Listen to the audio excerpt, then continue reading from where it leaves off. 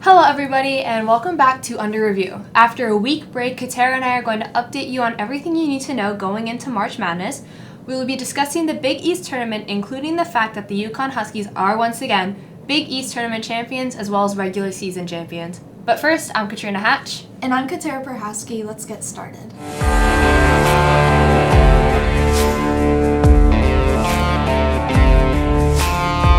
2 weeks ago, on March 9th, the UConn Huskies played their first Big East tournament game against number 9 Providence Friars. We opened the game with Big East Player of the Year Paige Bueckers scoring the first 3 points, giving a sneak peek as to what the top scorer of the game had in store. UConn dominated in this tournament, winning their first game against Providence 86-53, even after senior prospective WNBA draft pick Aaliyah Edwards broke her nose during the game, an injury that took her out for the rest of the tournament. There was no rest for these Huskies because the next day the Huskies took out number 5 Marquette 58-29, who were on a roll after their upset against number 4 Villanova the previous night. Finally, they managed to seal the deal by beating number 6 Georgetown 78-42 with an outstanding performance from freshman Ice Brady, who played 40 minutes of the game and became the second highest scorer right behind Paige.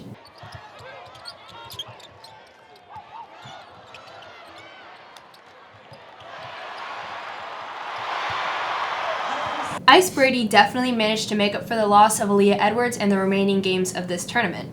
Given their domination in the tournament this year, do you think that this only proves that the Huskies' potential remains the same or even grows with these wins? If you think so, how?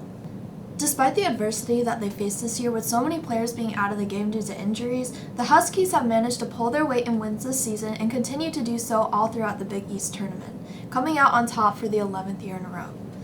I don't think the Huskies have ever had such a tough season with injuries and such a short bench, but this massive win only shows that when they play as a unit, it doesn't matter who's off the court or who's on the bench.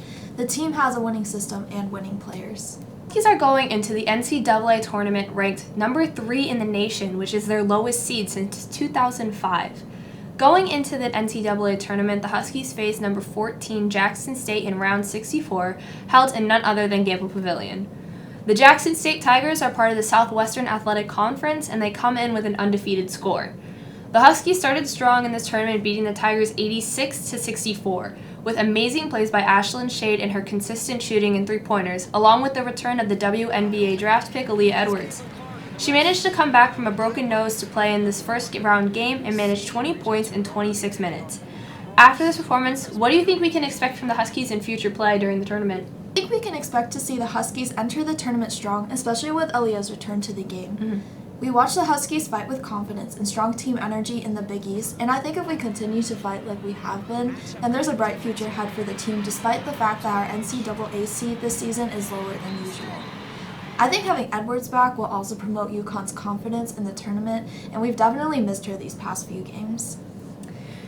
The NCAA tournament is stacked with powerhouse programs this year, including teams like undefeated South Carolina, Caitlin Clark from Iowa, Notre Dame, LSU, Louisville, Texas, and so many more. Who do you think is the Huskies' biggest competitor and threat in the tournament, and who do you think will come out on top? Right now, the Texas Longhorns are entering the NCAA tournament as the top seeds with odds of 15-1. South Carolina, Iowa, and Caitlin Clark and others are also top seeds alongside Texas and UConn. And looking at the team records across the board, I do believe that UConn is going to have to put up a fight. I think at the moment, our biggest threat is probably Texas and South Carolina, considering our past losses against both teams this season. But I really do have confidence that the Huskies can up their game and make it out on top, especially with Aaliyah Edwards' return to the game.